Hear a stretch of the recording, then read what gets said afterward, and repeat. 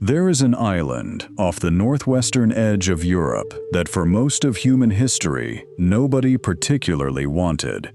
It was cold, it was wet. The wind came in off the Atlantic with nothing to slow it down, and the soil in most places was thin and stubborn and unwilling to forgive a bad year. Nobody dreamed of conquering it. Nobody wrote poems about its sunlight, because there mostly wasn't any. For thousands of years, it sat out there in the gray water, low and quiet, while the great civilizations of the world rose and fell somewhere else, in warmer places, under kinder skies. And then, slowly, almost without anyone deciding it should happen, that changed. This is the story of how it changed. Settle in. There is no need to follow every name or every date tonight. Let the centuries move past you, the way weather moves past a window. This channel tells history the slow way. No rushing, no shouting. Just the long, unhurried truth of how things actually happened, layered over calming low frequencies, designed to carry you gently toward sleep. If this is your first time here, welcome. And if you are already lying in the dark with your eyes closed, that is exactly where this was meant to be heard. Picture the island as it was before it had a name that mattered to anyone outside it. Picture the chalk cliffs catching the last gray light of a December afternoon. Picture the oak forests that once covered most of the lowlands, dense and dripping, home to wolves and wild boar, and small scattered communities of people who left almost nothing behind except stone circles and burial mounds that still, thousands of years later, nobody can fully explain. The island is not large. From its northern tip to its southern coast, it measures perhaps 600 miles, and at its widest, it is not much more than 300 across. A traveler, standing almost anywhere inland, is never more than a long day's walk from the sea. This single fact, the nearness of water, the constant presence of a coastline just over the horizon, would turn out, many centuries later, to be the quiet engine of everything that followed. But that was still a long way off. For now, it was simply an island, damp, green, unremarkable, waiting, though it did not know it was waiting, for history to notice it was there. The earliest people arrived by a route that no longer exists. Hundreds of thousands of years ago, when the seas were lower and the climate allowed it, a land bridge connected this island to the European mainland, and small bands of early humans walked across it, following herds of animals that have long since vanished from these latitudes.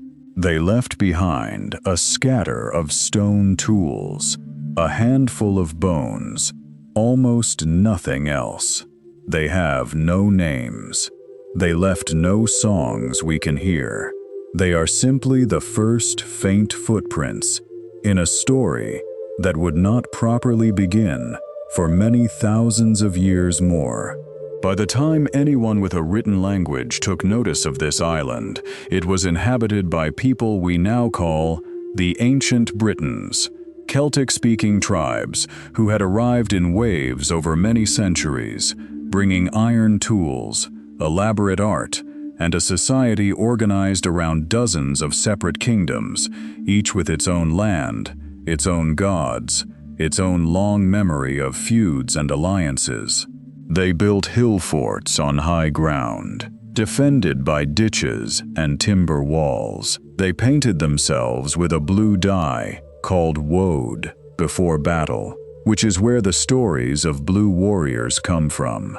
Stories the Romans would later tell, with a mixture of fascination and contempt.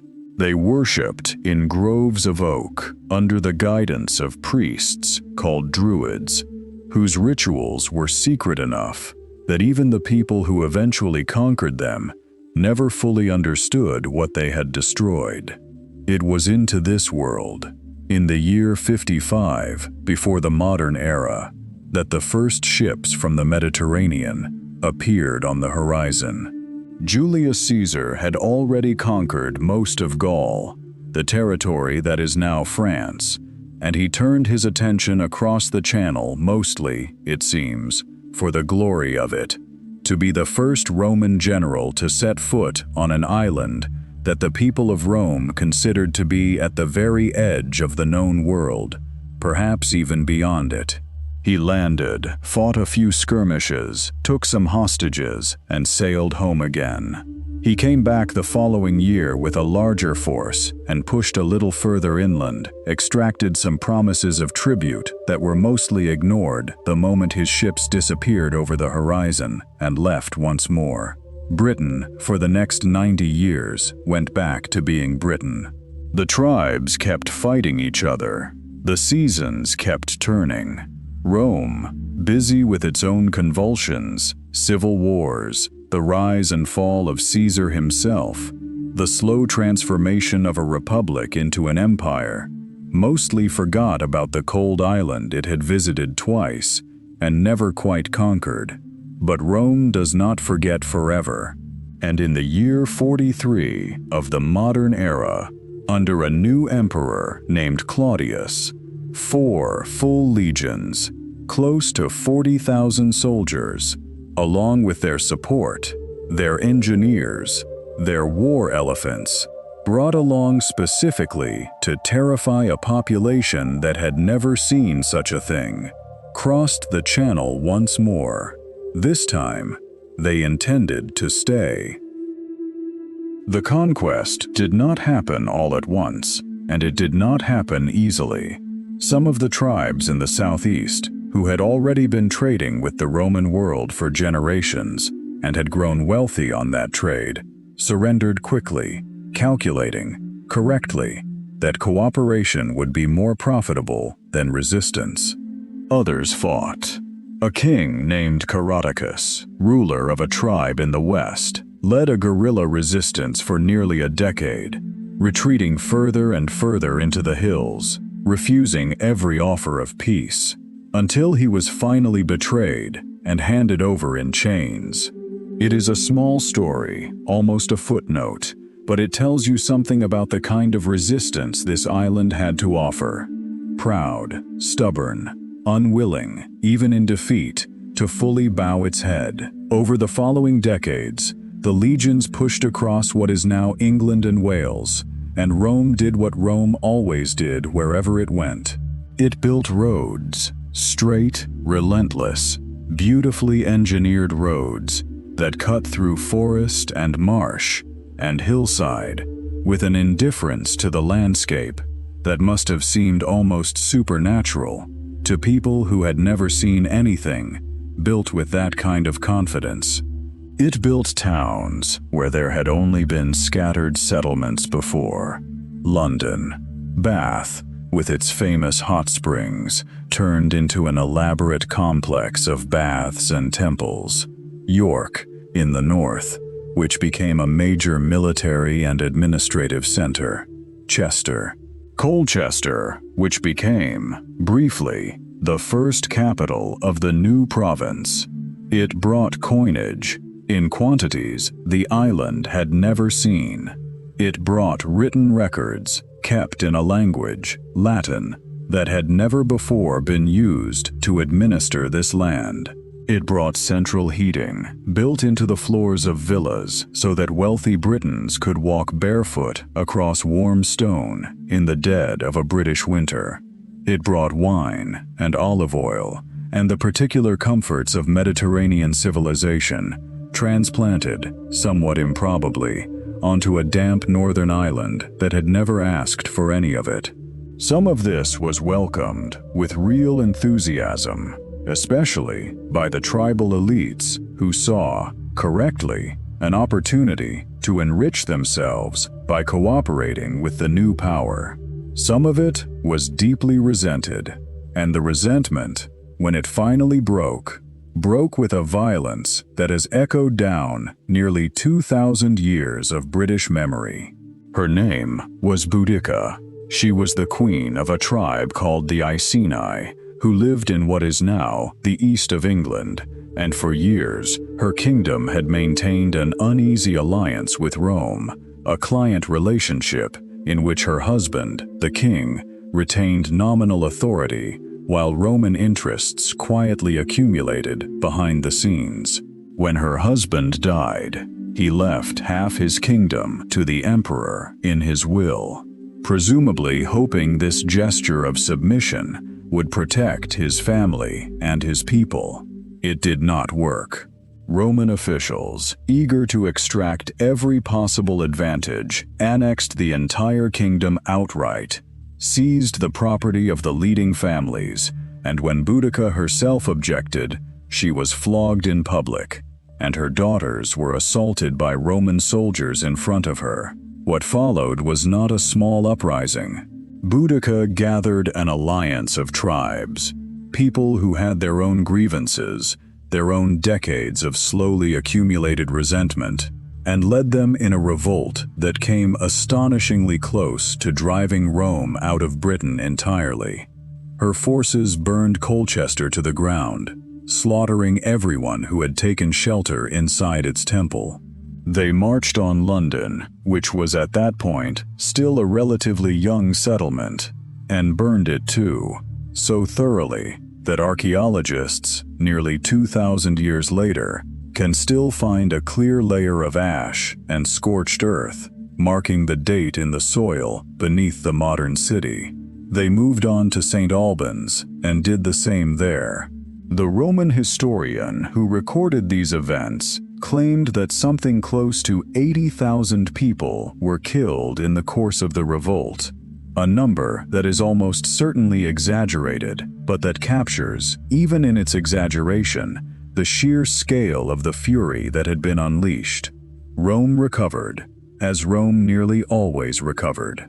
A governor named Suetonius Paulinus gathered the legions he had at hand, a fraction of Boudica's numbers, and met her vast, undisciplined army on a battlefield somewhere in the English Midlands, a location that has never been definitively identified despite nearly 2 centuries of searching. Roman discipline, Roman armor, and Roman tactics did what they so often did against numerically superior but loosely organized opposition. Boudica's army was annihilated. Boudica herself, according to the surviving accounts, took poison rather than be captured, though even this detail is disputed by historians who note how often such endings were attached, after the fact, to defeated leaders whose actual fates were never properly recorded. Her revolt changed nothing politically. The Roman province continued, administered much as it had been before, only somewhat more cautiously, and yet she has never left the British imagination. There is a bronze statue of her, riding a chariot with her daughters beside her, standing today on the Thames Embankment in London, within sight of the Houses of Parliament. A queen who lost everything, commemorated for centuries afterward in the very heart of the empire that, 1,800 years later, would call itself British rather than Roman, and that would, in its own peculiar way, claim her as an ancestor of its own restless, rebellious spirit. Rome pushed further north into what is now Scotland twice, and both times concluded, after considerable cost, that the mountainous, sparsely populated, fiercely defended territory beyond a certain line simply was not worth the trouble of holding. The Emperor Hadrian, visiting the province in the year 122, resolved the question with characteristic Roman pragmatism. He ordered the construction of a wall, 83 miles of it, running coast to coast across the narrowest part of northern England, studded with forts and watchtowers, and manned by thousands of soldiers drawn from every corner of the empire. It was not simply a defensive barrier. It was a statement, carved into the landscape in stone, this far and no further. Beyond this line, lay people Rome had decided were not worth civilizing. The wall still stands today, in long broken sections across the green hills of Northumberland, one of the most haunting monuments left behind by any vanished empire anywhere on Earth. Roman rule lasted in Britain for nearly 4 centuries, longer, it is worth pausing to notice, than the entire history of the United States to this day. 4 centuries of roads and taxes and intermarriage, and the slow, patient accumulation of habit that turns a foreign occupation into something closer to home. By the later centuries of Roman Britain, many of the people living in the province were not really Roman in any meaningful sense, but they were not quite the painted warriors of Caesar's day either. They were something in between. They spoke a form of Latin mixed with their own older language. They worshipped, often, at temples that blended Roman gods with older local ones. They lived in towns with bathhouses and forums and amphitheaters, paid taxes in Roman coin, and had, in many cases, never known any other way of life, because their grandparents and great-grandparents had not known any other way of life either. And then, the way these things so often happen, it ended, not in a single dramatic catastrophe, but in a long, slow withdrawal that nobody fully understood was happening until it had already happened. In the year 410, the emperor in Rome, beset by crises far closer to home, the city of Rome itself would be sacked by Visigothic invaders within the same year, sent word to the cities of Britain that they should look to their own defenses from now on. The legions that had garrisoned the province for centuries were needed elsewhere, and they were withdrawn, and they never came back. The money that had paid for roads and walls and the great civic buildings of the towns stopped arriving. The administrators who had kept the records and collected the taxes packed up and left, or simply faded into the background of a system that no longer had any center. Within a single generation, the great villas that had once boasted heated floors and imported mosaics were falling into ruin, their elaborate floors used, in some cases, as a convenient source of rubble for other purposes. Within a century, the city the Romans had called Londinium, once a thriving port of some 30,000 people, was almost entirely abandoned, its great buildings standing empty and silent, slowly being reclaimed by grass and weather. The island that Rome had ruled for 400 years was, once again, on its own. And what came next would shape the rest of this story more deeply than anything that had come before. What followed the end of Roman Britain is not, despite what older history books sometimes called it, a dark age in any absolute sense. It is simply a period that produced fewer written records, and so it has always been harder to see clearly. What we can say is this: it was a period of transformation, slow and uneven, and in places violent, in which the island that had been Roman Britain became, gradually, something new, a place that would eventually take its name from the people who arrived next.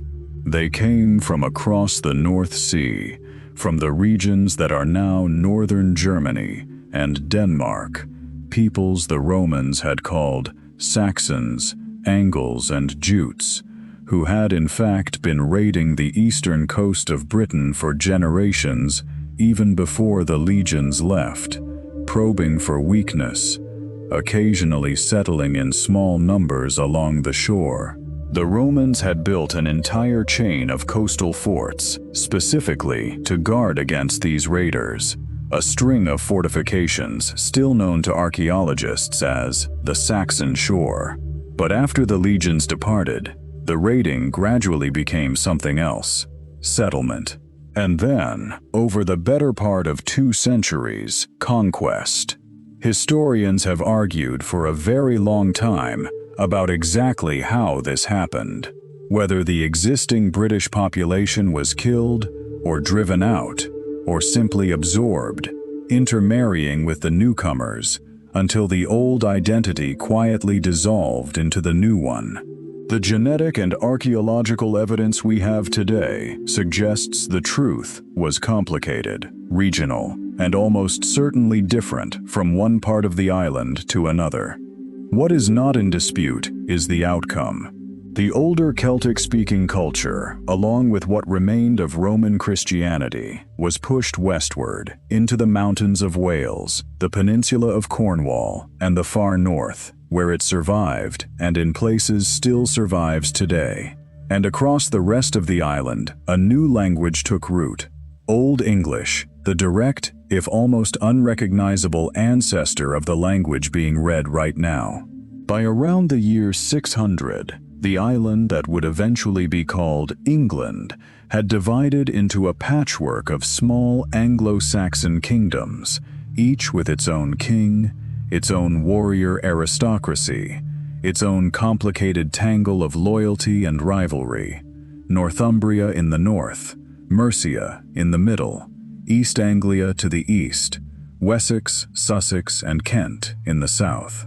They fought each other more or less continuously, in the low-grade, restless way that characterized so much of early medieval Europe.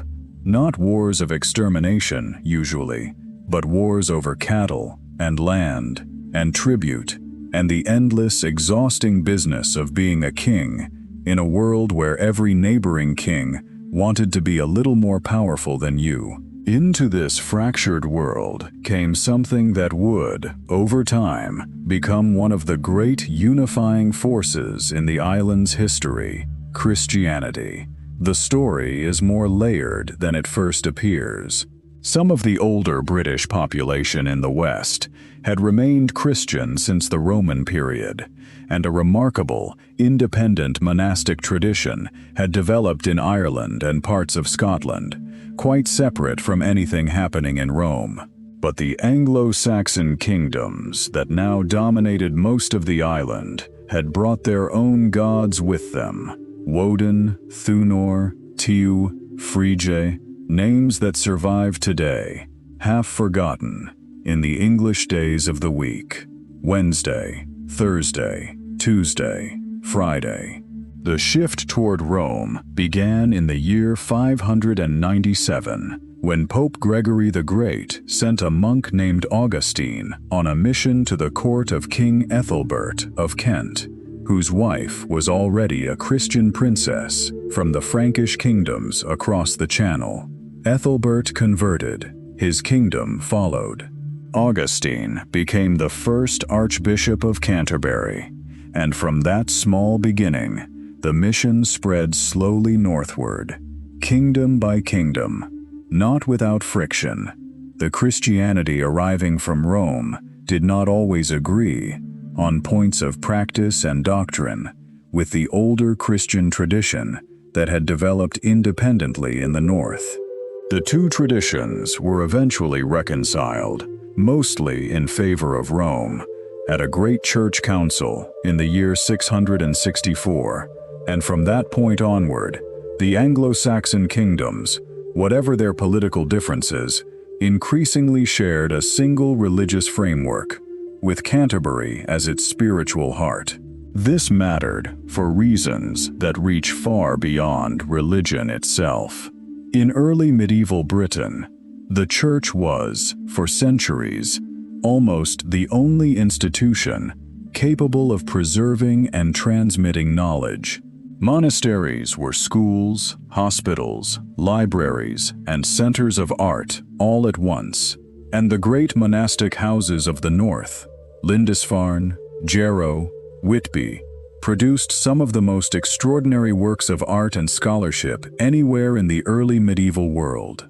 At Lindisfarne, around the year 715, a monk named Eadfrith created an illuminated gospel book of such breathtaking technical precision that scholars, more than 13 centuries later, still marvel that it could have been the work of a single human hand, working by candlelight, with tools that look almost impossibly primitive next to the result they produced.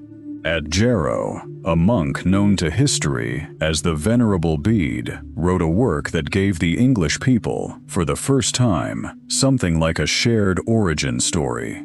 His ecclesiastical history of the English people, completed in the year 731, was the first serious attempt to gather the scattered, chaotic events of the preceding centuries into a single coherent narrative. He gave the scattered kingdoms of the island a shared name, the English, long before they had any shared political existence to go with it. He even gave the Western world its standard system for counting years, the practice of dating events from the birth of Christ, that is, in its essentials, still used by the entire planet today. The idea of a unified England remained, for a long time yet, more of an idea than a reality. The most powerful kingdom of the 7th century, Northumbria, gave way in the 8th century to Mercia, whose king, a formidable man named Offa, became powerful enough that even Charlemagne, the most powerful ruler in continental Europe, treated him as something close to an equal.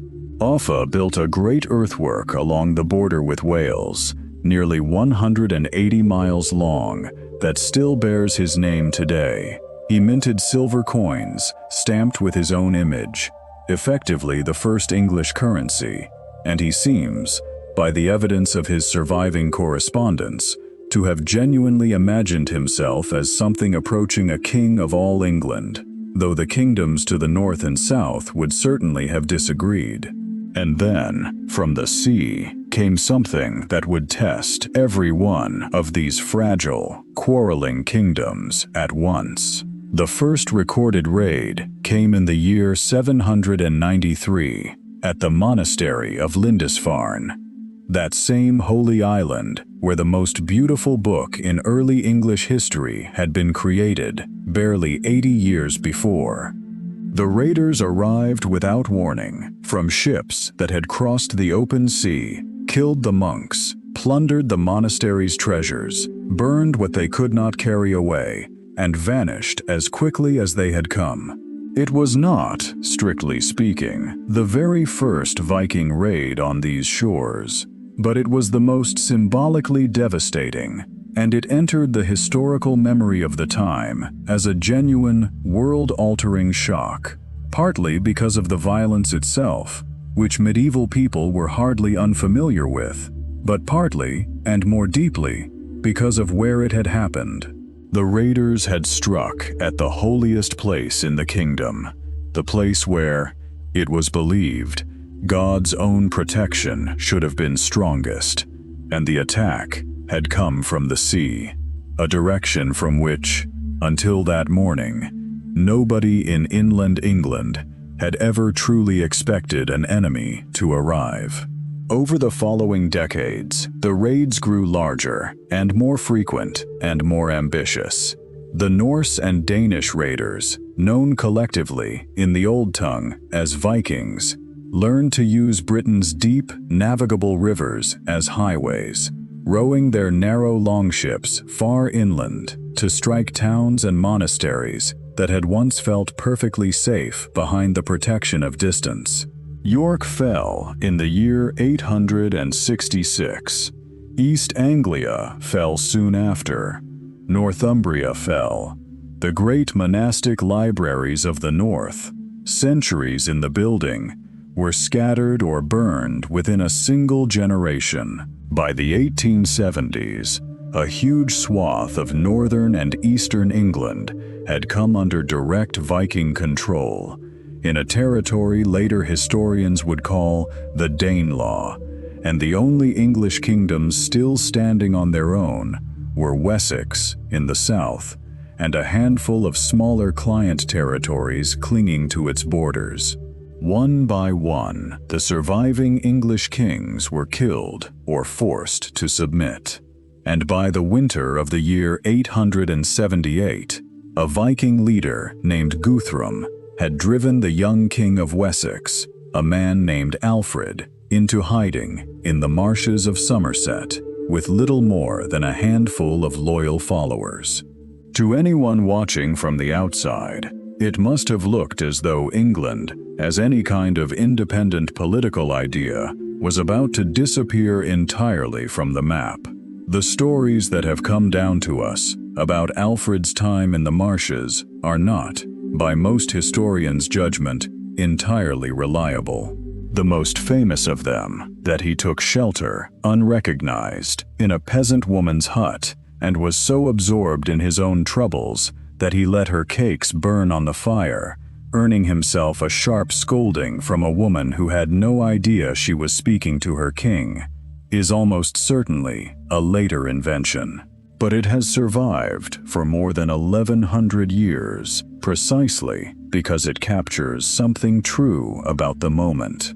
A king reduced so completely that he was hiding in strangers' homes, forgetting even to watch the bread. He did not stay hidden for long. In the spring, Alfred emerged, gathered what forces he could still call upon, and met Guthrum's army at a place called Eddington. He won, decisively enough that Guthrum agreed not only to make peace, but to be baptized as a Christian, with Alfred himself standing as his godfather, binding the defeated Viking leader, at least symbolically, into the same faith and the same moral order as the kingdom he had so nearly destroyed. The treaty that followed drew a rough boundary across the island, dividing it diagonally between the Danelaw in the north and east, and Alfred's restored kingdom of Wessex in the south and west. And it is what Alfred did in the years that followed, not simply surviving, but rebuilding, deliberately and patiently, that earned him the title no other English monarch has ever shared. History calls him, and only him, Alfred the Great. He built a network of fortified towns, called burhs, spaced across his kingdom so that no village would ever again be more than a day's march from a defensible refuge. Towns that would, in time, become some of the most important cities in English history.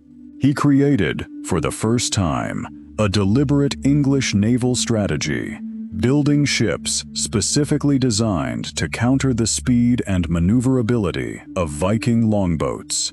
He reorganized the obligations of military service so the kingdom could be defended without stripping every farm of every able-bodied man at the same moment, which had been a chronic weakness of the old system. But what truly set Alfred apart was something quieter, and in its way, more remarkable. He understood that the Vikings had not merely burned buildings and stolen treasure. They had broken the chain of learning itself. The monasteries that had trained scribes, the schools attached to cathedrals, the entire fragile infrastructure by which one generation passed its knowledge to the next. A kingdom that could no longer read or write its own laws, Alfred believed, was a kingdom that could not survive for long, whatever happened on any single battlefield. So in the middle of rebuilding an army and a navy and a kingdom under near constant threat, Alfred built schools. He invited scholars from Wales, from the Frankish kingdoms, from as far away as Rome itself, to his court at Winchester. He had crucial texts translated out of Latin and into Old English so that his own people, most of whom had never learned Latin, could finally read them in their own tongue. And in several cases, astonishingly, for a king with a kingdom to defend, he translated the books himself, writing introductions that survive today as some of the most personal and thoughtful documents left behind by anyone in the entire early medieval period. He wanted, he wrote, For every freeborn young person in England with the means to learn to be given the chance to do so, an ambition so far ahead of its time that it would not be fully realized in any meaningful sense for another 1,000 years. Alfred died in the year 899. His son, and then his grandson, continued the slow work of reunification until in the year 927, his grandson Ethelstan became the first king ever to rule the whole of England as a single kingdom. Northumbria reclaimed, the Danelaw subdued, the Welsh kings acknowledging him as their overlord. He called himself, in the grand Latin style, King of all Britain. It was not entirely true, but it was closer to the truth than anyone had ever managed before. The unified kingdom that Alfred's descendants built did not stand entirely undisturbed. A second great wave of Danish invasion, under a king named Sweyn Forkbeard, very nearly toppled it again, and Sweyn's son Canute went on to become, for nearly 2 decades, an effective and surprisingly capable king of England himself, blending the Danish and English aristocracies into something that worked rather better than anyone might have expected. But the Old English royal line was eventually restored under a pious, gentle king remembered as Edward the Confessor, and by the year 1066, England stood as one of the wealthiest, best-governed kingdoms anywhere in Europe, with its own national coinage, its own sophisticated system of law, and something that functioned, in embryonic form, almost like a parliament. A council of senior nobles and churchmen called the Witan, whose consent a king was expected, by long custom, to seek before any major decision. And then, in October of that same year, everything changed again, so completely and so suddenly that the England Alfred had fought to preserve would, in some essential sense, never fully exist again. The Battle of Hastings is one of the great hinge points of world history, one of those rare moments where a different outcome, even a small one, even a single arrow falling a few inches to one side, would have produced an entirely different world from the one we actually live in. The trouble began, as so much trouble in royal families does, with a succession that nobody could quite agree on. Edward the Confessor died childless in January of 1066, and had, according to one claimant, promised the throne years earlier to his distant cousin across the Channel, a forceful, ambitious man named William, Duke of Normandy.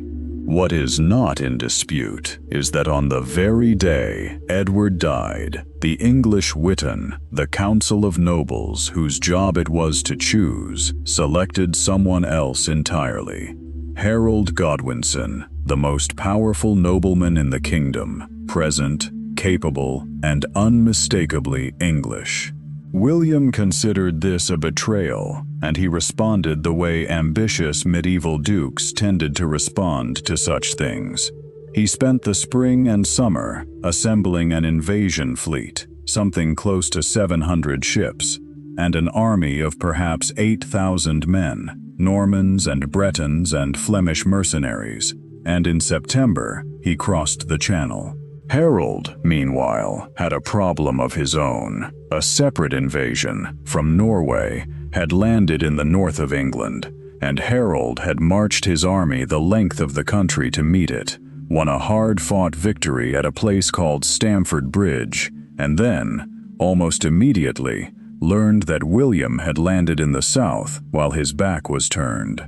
He marched his exhausted army back down the length of England at a speed that still impresses military historians, and on the 14th of October, the two forces met on a low hill outside the town of Hastings.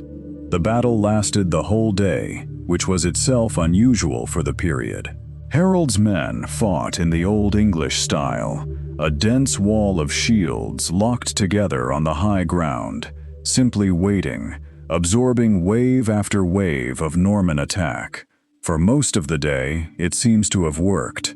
The Norman cavalry, which should by every rule of medieval warfare have been decisive, could not break the shield wall. And then, late in the day, Harold was killed. The exact circumstances of his death are disputed even now. The famous image of an arrow through his eye, resting on a single, contested reading of the Bayeux tapestry. And the moment the king fell, the English line collapsed. William's cavalry pursued the fleeing soldiers and cut them down in the gathering dark, and by nightfall, the kingdom had changed hands. It is difficult to overstate how completely the Norman conquest reshaped what came after. It created an entirely new ruling class, almost overnight. As William distributed the lands of the defeated English nobility among his own followers, replacing an aristocracy that had spoken English with one that spoke French and thought, quite literally, in French legal and social categories. For roughly 2 centuries, English and French existed side by side, and the strange, rich hybrid that resulted, what linguists now call Middle English, still leaves its fingerprints on the language spoken today. The living animal in the field kept its English name: cow, pig, sheep. The meat that ended up on the table took a French one. It is a small, almost invisible fossil of the social order William created, preserved in the very words people use without thinking about it. More than 900 years later, more consequentially still, the Normans brought with them an idea of royal administration far more systematic than anything the Anglo-Saxon kings had ever attempted. In 1086, William commissioned what became known as the Domesday Book, an extraordinarily detailed survey of nearly every piece of property in his new kingdom, every landowner, every tenant, every ox and pig and mill, recorded with meticulous care in Latin. Nothing like it existed anywhere else in the world at the time. It was not merely an administrative exercise. It was a demonstration, deliberate and unmistakable, of what this new kind of state could see and could do. A statement that nothing within the kingdom's borders now lay beyond the reach of the crown's knowledge. The Norman kings, and their successors the Plantagenets, who took the throne with Henry II in 1154, used this administrative machinery to build something more sophisticated than almost any other state in Northern Europe at the time. Henry reformed the legal system so thoroughly that the common law he helped establish would eventually spread to every corner of the English-speaking world, surviving, in recognizable form, into courtrooms on the other side of an ocean that had not yet even been discovered by anyone in Europe. These kings, with their vast holdings stretching from the borders of Scotland down through huge portions of what is now France, were often, in truth, more comfortable on the continent than in England itself. England was important to them, but for a very long time it was only one piece of a much larger picture. That larger continental picture is, in fact, where one of the most consequential documents in the entire history of human freedom quietly began, with a singularly bad king. John became King of England in 1199, and he managed, with what almost looks like deliberate effort, to alienate nearly every powerful group in his kingdom at once.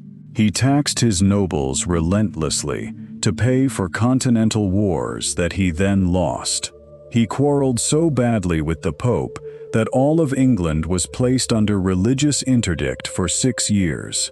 No church services, no recognized marriages, no burials on consecrated ground, until John finally surrendered and handed his kingdom over to Rome as a papal fief. He lost Normandy itself to the King of France, ending a century and a half of cross-channel dominance. By the year 1215, his barons had had enough.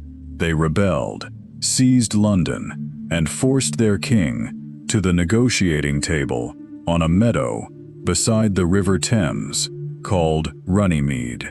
The document that resulted, known to history by its Latin name, Magna Carta, the Great Charter, was not, in its original form, anything close to a declaration of universal human rights.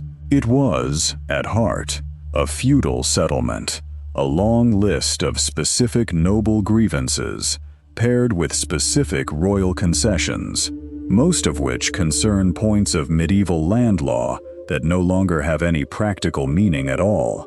But two of its clauses have echoed down the centuries in a way nobody present at Runnymede could possibly have anticipated. One promised that no free man would be imprisoned, or dispossessed, or exiled, or ruined in any way, except by the lawful judgment of his equals, or by the law of the land. Another promised that to no one would right or justice be sold, denied, or delayed. In their original context, these clauses existed mainly to protect the English nobility from arbitrary royal punishment. But they were written in language general enough to be reinterpreted, expanded, and reimagined by lawyers and reformers across the following centuries, until by the 17th century, English legal scholars were citing Magna Carta as the foundation of the rights of every subject of the crown, noble or otherwise, and by the 18th century, the founders of a brand new republic on the far side of the Atlantic were reading it as the template for a constitution that did not yet exist. The Constitution of the United States, the modern principle of due process, countless national constitutions, written in the centuries since, all of them trace some part of their lineage back to a document signed, under duress, by a deeply unpopular king, on a meadow beside a river, on a June afternoon in 1215. Out of that same crisis, a new institution was slowly born. The word itself, Parliament, comes from the French for to speak, and it described, at first, simply a formal occasion when a king met with his greatest nobles to discuss matters of state. But under John's son, Henry III, and especially under the pressure of a baronial rebellion led by a nobleman named Simon de Montfort, these meetings began to take on a more permanent, more representative character. De Montfort's Parliament of 1265 included, for the first time, not only nobles and bishops, but knights from the counties and representatives from the towns, the beginnings of what would eventually be called the House of Commons.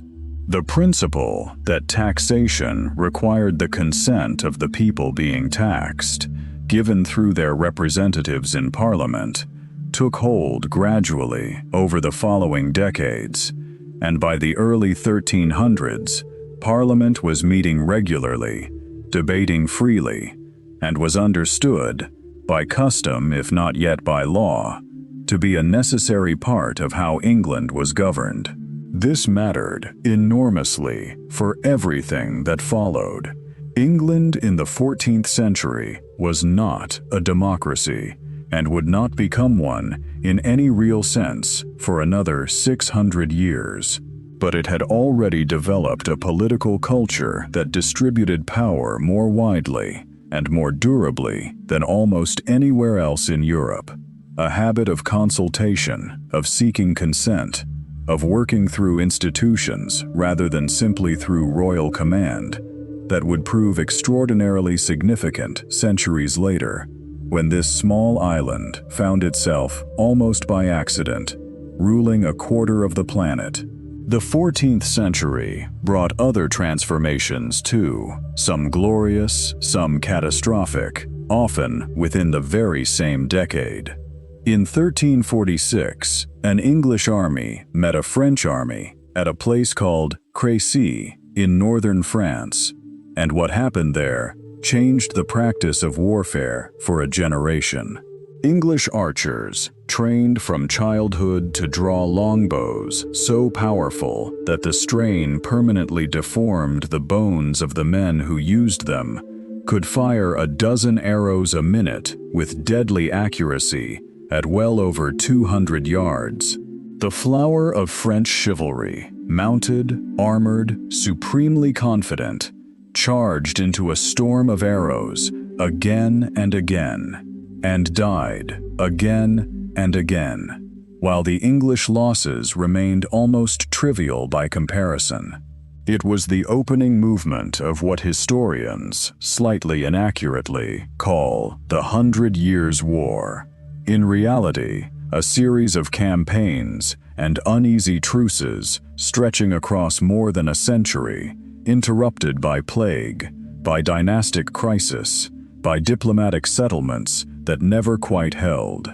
England won most of the early famous battles, Crécy, Poitiers, a decade later, and then, in 1415, Agincourt, where a young king named Henry V led an exhausted, vastly outnumbered English army to one of the most celebrated victories in the country's entire military history, a victory Shakespeare would later immortalize in words that were never actually spoken, but that captured, all the same, something the English have never quite stopped believing about themselves: that a small, determined island people could overcome a much larger continental power through sheer will and skill and the conviction of a righteous cause. But the war that opened with such spectacular English victories ended, eventually, in defeat, and the agent of that defeat was almost impossibly unlikely.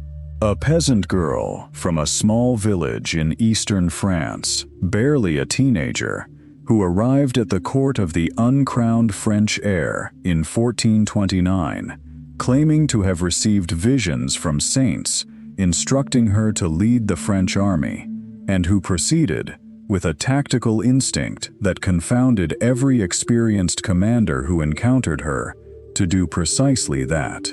Joan of Arc broke the English siege of Orleans, secured the coronation of the French king, and turned the psychological tide of the entire war so completely that it never turned back. She was captured the following year, sold to the English, tried for heresy by a court that had already decided her fate before the trial began, and burned at the stake in the marketplace of Rouen in May of 1431. She was 19 years old. By 1453, England had lost almost everything it had won in France. The long dream of English dominion across the Channel, a dream that had animated English foreign policy since the Norman Conquest itself, was finally, conclusively over. And before that war had even ended, something else arrived from much further east, something that made every battlefield in France look almost trivial by comparison. The Black Death reached England in 1348. It had already killed perhaps a third of the population of the Middle East and continental Europe. In England, in barely 18 months, it killed roughly half. Entire villages were simply abandoned, their fields left untended, their churches unable to bury the dead fast enough. For a society that believed, with absolute conviction, that everything that happened was the direct will of God, there was no existing framework for understanding the death of half the people you had ever known. The long-term consequences, strangely, were not entirely catastrophic. The sudden scarcity of labor gave the surviving peasants a kind of leverage they had never possessed before. If one landlord demanded too much in rent or unpaid labor, his remaining tenants could simply leave, because every other landlord in the region was now desperate for workers too. wages rose. The old feudal system, which had depended absolutely on the immobility of labor, began, slowly, to crack apart. The Peasants' Revolt of 1381, in which rebels marched on London itself, opened the city's prisons, and briefly controlled the capital, was one expression of this changing mood, inspired in part by a radical preacher who asked a question that would echo through English politics for centuries afterward. When Adam delved and Eve span, who then was the gentleman? The 15th century opened onto a landscape exhausted by plague and war alike, and what it received, instead of the recovery it might have hoped for, was a dynastic civil war, a long, bitter struggle between two branches of the same royal family, later given the romantic name, the Wars of the Roses, that lasted on and off for more than 3 decades and destroyed the old medieval English aristocracy with a thoroughness that a century and a half of foreign warfare had never managed. It ended in 1485 on a battlefield at Bosworth, where the last Plantagenet king, Richard III, was killed in combat. The last English king ever to die that way, and a previously obscure claimant named Henry Tudor, who had spent most of his life in exile, took the crown almost by default. What Henry VII understood, with the cold clarity of a man who had survived by his wits since childhood, was that the long civil war had handed him an opportunity no English king, since the Conquest itself, had ever possessed. The old nobility that might once have checked royal power had largely destroyed itself in the fighting. A new king, building almost from nothing, could construct a royal administration loyal to him personally and accumulate the kind of financial strength that would become the foundation for everything that followed. He spent his entire reign doing exactly that: careful, frugal, unromantic, extraordinarily effective. By the time he died in 1509, England was peaceful, solvent, and governed by a bureaucracy that answered, in the end, to the crown. He had secured his family's hold on the throne through a careful web of strategic marriages, including one that would, a century later, unite England and Scotland under a single crown. And his second son, his original heir having died young, was 18 years old when he inherited the throne. Tall, athletic, brilliant, passionately interested in music and theology, and absolutely, unshakably convinced, in the way of a young man who has never once been told no, that he was destined for greatness. His name was Henry, and the England he was about to build, and the England he was about to tear apart, would look almost nothing like the England his father had so carefully assembled.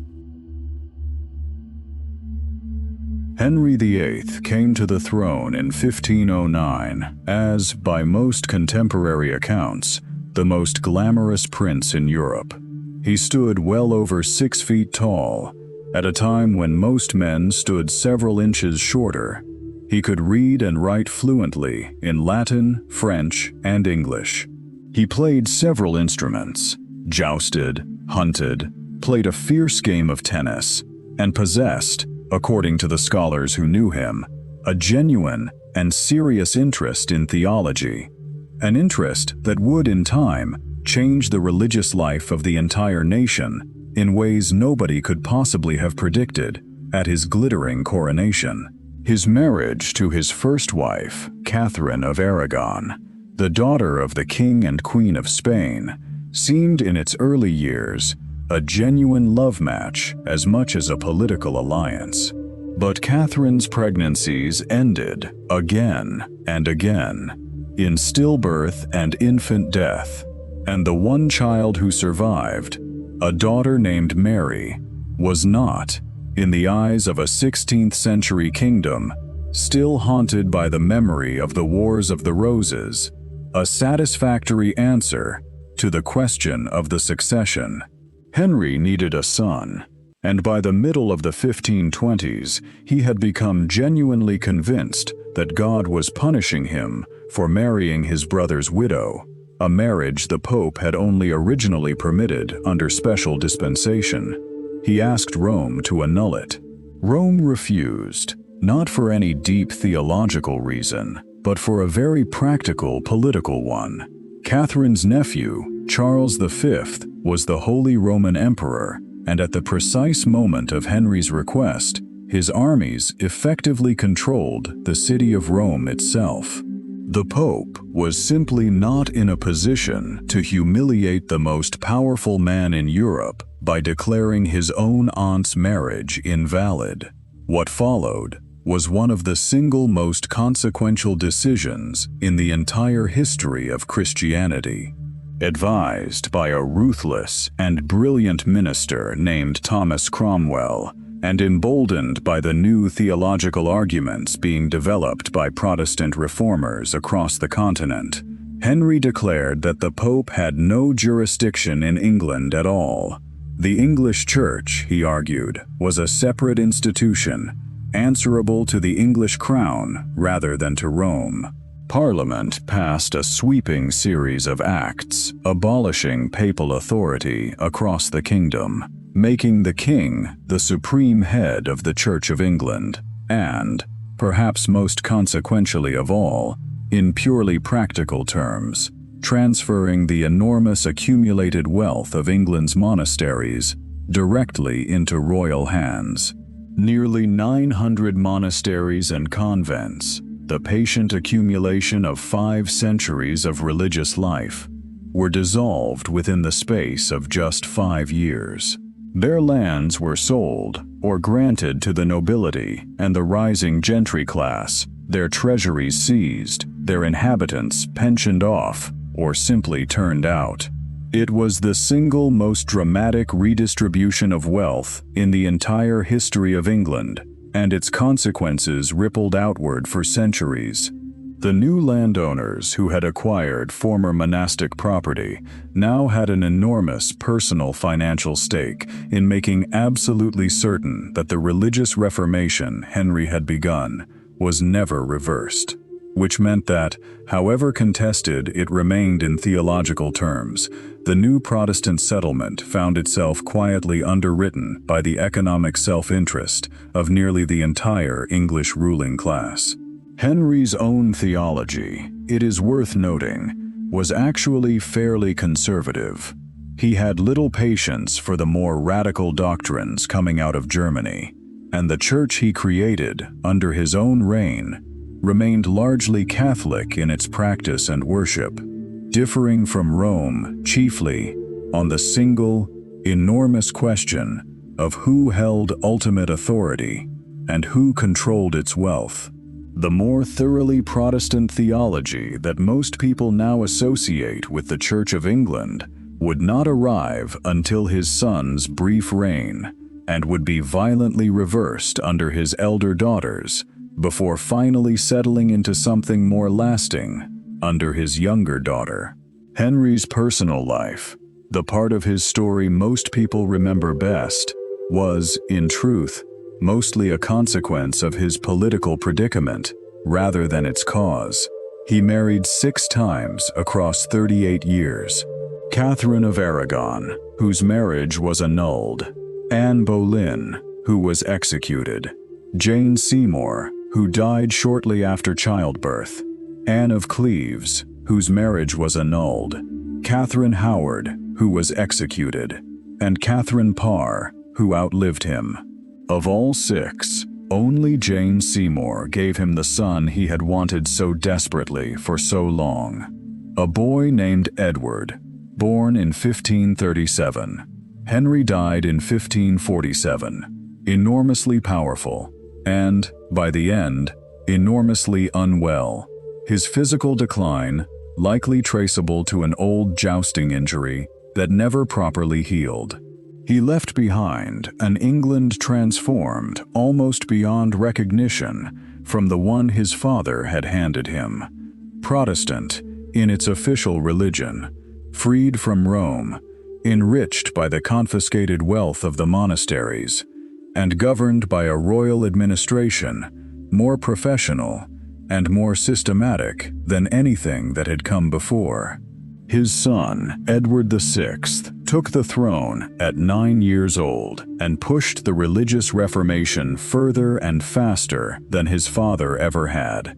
The Mass was abolished, ornate altars replaced with simple communion tables, the rich old Latin liturgy replaced with the plain, vivid English prose of the First Book of Common Prayer, a text whose rhythms still echo through English-language church services nearly 5 centuries later. Edward died at 15, almost certainly of tuberculosis, and after a brief, doomed attempt by Protestant nobles to install his cousin Jane Grey on the throne instead, she reigned for just 9 days before being swept aside. The crown passed to Henry's elder daughter, Mary. Mary, deeply and sincerely Catholic, deeply pious, and utterly determined to drag her kingdom back into the embrace of Rome, married the King of Spain, reunited England with the papacy, and in the process of trying to stamp out Protestant resistance, burned nearly 300 Protestants at the stake, a campaign of religious persecution that, while in fact considerably less severe than what was happening simultaneously on the European continent, shocked the Protestant imagination so deeply that it earned her, in the popular memory that followed, the lasting nickname Bloody Mary. She died in 1558, childless, having lost England's last remaining territory in France, and is said to have remarked, near the end, that when she died, the word for that lost city would be found engraved upon her heart. Her half-sister Elizabeth, 25 years old, red-haired, formidably well-educated, and possessed of a political instinct so finely tuned it bordered on the uncanny, became Queen of England on the 17th of November, 1558. Elizabeth was, by almost any measure historians care to apply, the most extraordinary monarch England had ever produced, and quite possibly the most extraordinary it would ever produce again. She spoke 6 languages fluently, had received a classical education that surpassed most of the men around her, and had survived, by the time she reached the throne, years in which a single wrong word, a single misjudged friendship, could have ended in her own imprisonment or death, including an actual imprisonment in the Tower of London, ordered by her own sister, on suspicion of involvement in a Protestant plot. She had survived all of it, and she came to a throne that was, by almost every objective measure, in deeply troubled shape. The treasury was nearly empty. The country remained bitterly divided between Catholic and Protestant. Both France and Spain, the 2 great powers of the age, regarded an independent Protestant England with open hostility, and everyone, from her own council to foreign ambassadors to ordinary subjects in the street, wanted to know the same thing: who would she marry? It was not an idle question. In the 16th century, an unmarried female monarch represented, from a dynastic perspective, a looming catastrophe. Without an heir of her own body, the entire Protestant settlement was just one assassin's blade away from a return to Catholic rule. The pressure on Elizabeth to marry was constant and came from every direction at once. She listened patiently to suitor after suitor, encouraged several of them for years at a stretch, and married none of them.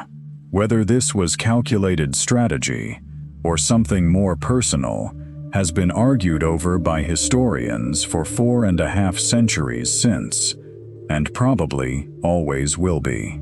What is certain is what the refusal gave her: control. A married queen in the world of the 16th century would have been expected, sooner or later, to defer to her husband. Elizabeth had absolutely no intention of deferring to anyone. Her religious settlement of 1559 was a genuine masterpiece of deliberate ambiguity, Protestant enough in its theology to satisfy reformers, but retaining just enough of the old Catholic forms, the vestments, the liturgy, the structure of bishops, to give traditionalists something familiar to hold on to. It pleased almost no one completely, and alienated almost no one entirely, which, from a purely political standpoint, was precisely the point. That settlement, with later modifications, has endured, in its essentials, to this very day. The great crisis of her reign came from Spain.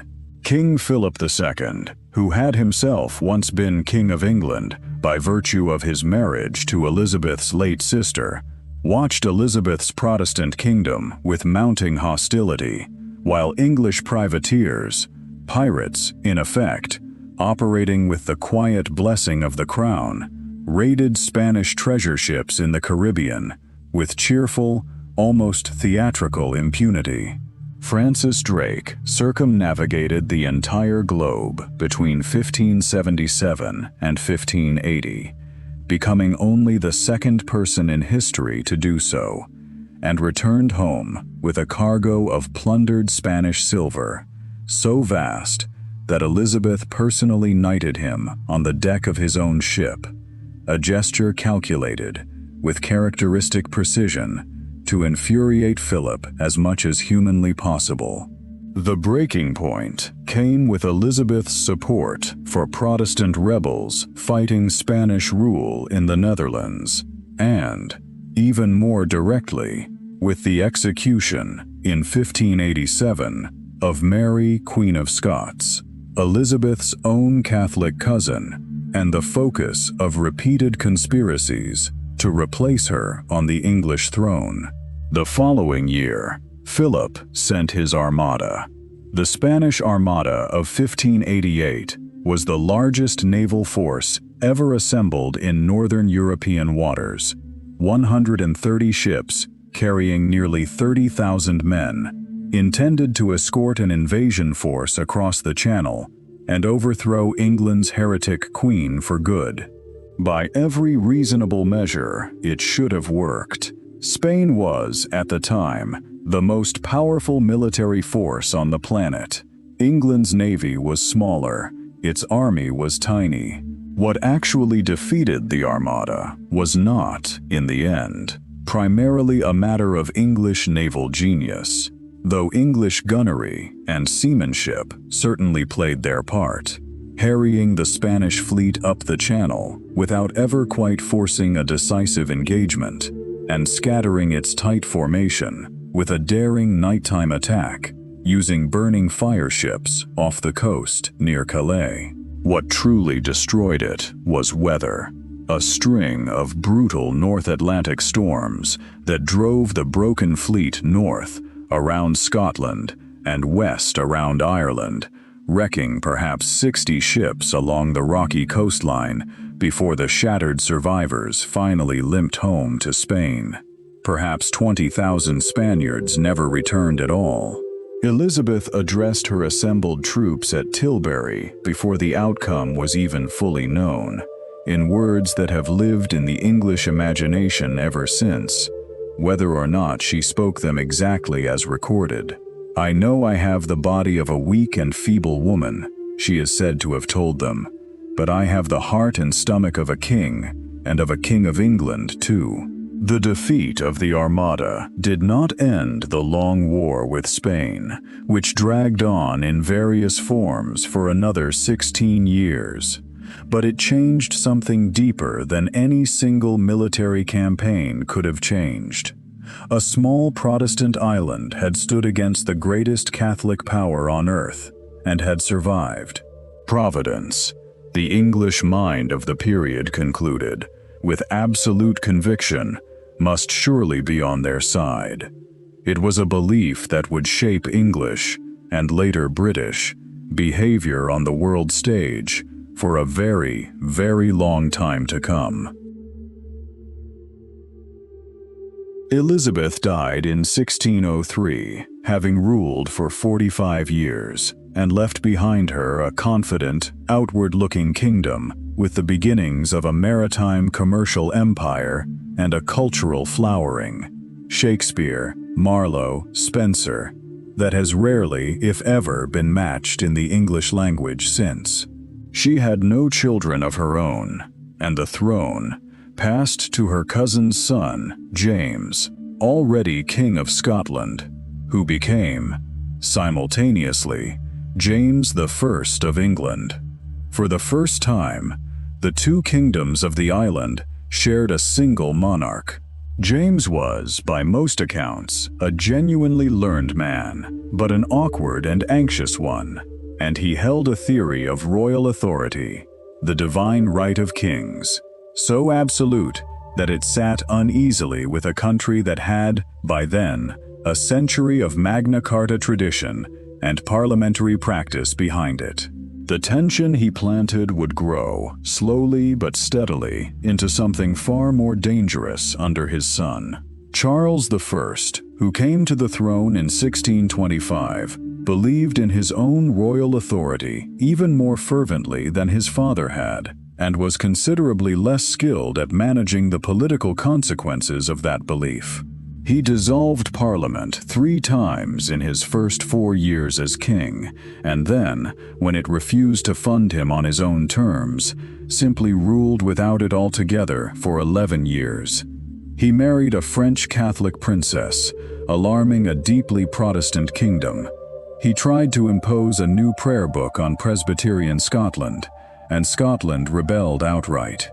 To put down that rebellion, he needed an army, and an army needed money, and money required Parliament's consent. So in 1640, after more than a decade away, Parliament was recalled, and it was in no mood whatsoever to cooperate quietly.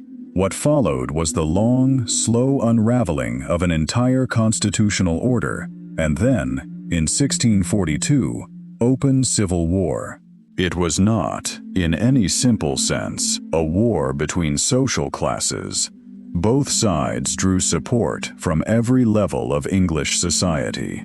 It was a war about one fundamental question: where, ultimately, did authority reside in the English state? The king said it rested with the crown. Parliament said it rested with Parliament. And increasingly, standing behind Parliament stood an army. Oliver Cromwell was, on paper, the unlikeliest revolutionary imaginable. An unremarkable country gentleman in his 40s, a backbench member of Parliament who had rarely spoken, known mostly for the intensity of his Puritan faith. The war revealed in him a military talent of the very first order. He built and trained what became known as the New Model Army, the most professionally organized fighting force in Europe, officered by men chosen for ability rather than birth, paid regularly, and held to an unusually strict discipline. It won decisively and twice over. And what happened next had no precedent anywhere in Western Europe. Charles was tried by his own parliament for treason against his own people, and on the 30th of January, 1649, he was executed on a public scaffold outside the very palace where his own court had once celebrated the divine right of kings. He wore 2 shirts that morning, it is said, so the cold would not make him shiver and be mistaken for fear. He spoke with composure, forgave his executioners, and placed his own head upon the block. Eyewitnesses described a groan from the watching crowd, unlike anything any of them had ever heard before, a sound, perhaps, of collective horror at what the kingdom had just allowed itself to become. The republic that followed, known as the Commonwealth, lasted 11 uneasy years and satisfied very nearly nobody.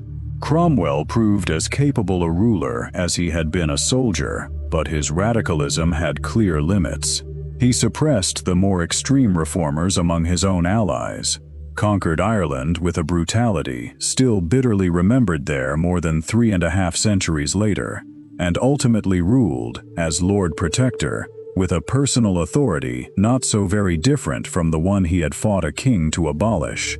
When he died in 1658, his son lasted barely 9 months as his successor, and in 1660 the monarchy was restored to a public relief that, by every contemporary account, shaded into outright ecstasy.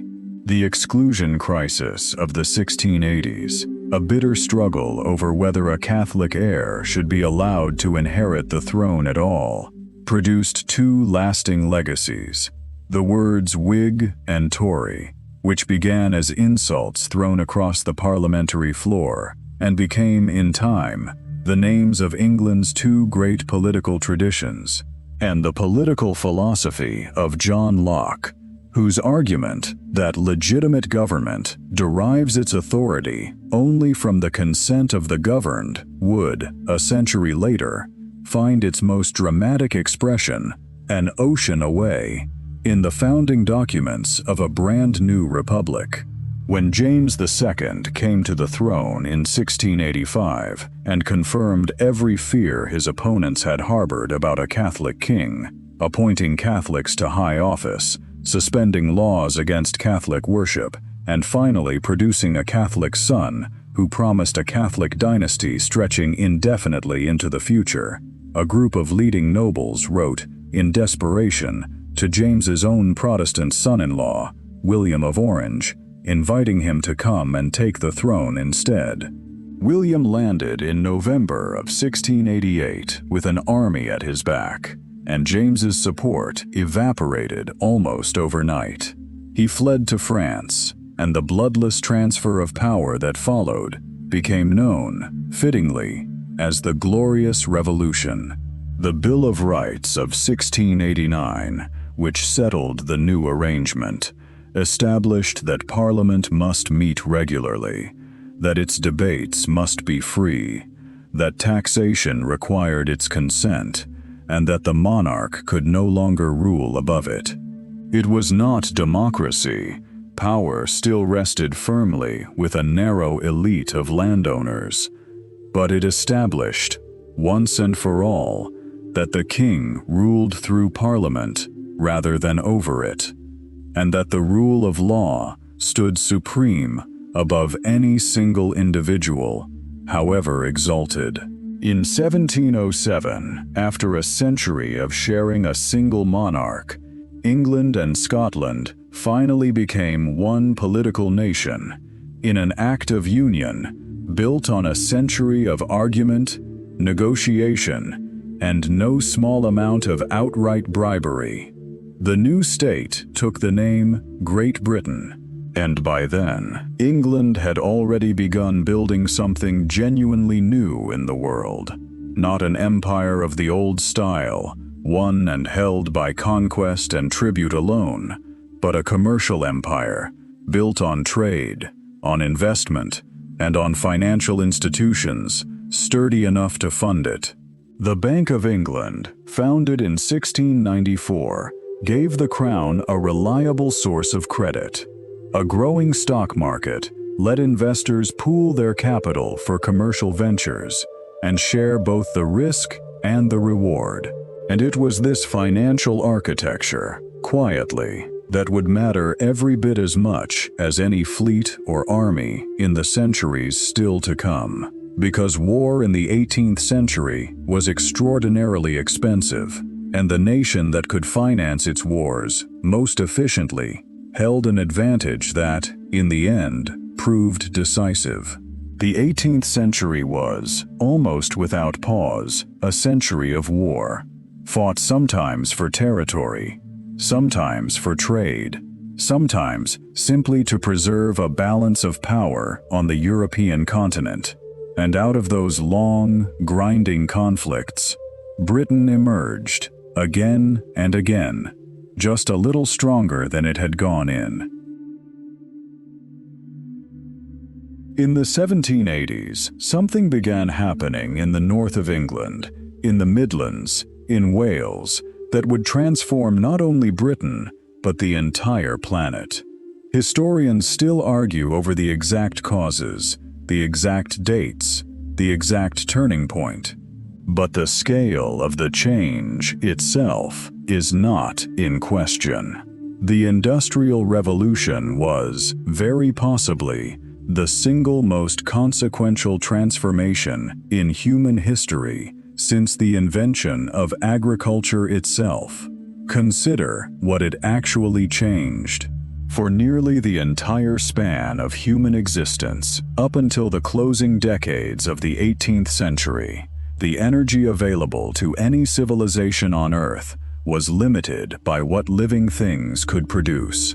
The muscles of people and animals, the burning of wood and dung, the modest power of wind and water. These were real and useful sources of energy, but they were, at bottom, biological, limited, ultimately, by sunlight, captured through plants, and by the physical limits of living bodies. Steam changed that completely. A steam engine, burning coal, converting its stored chemical energy into mechanical motion, gave human civilization access to a kind of power it had simply never had before.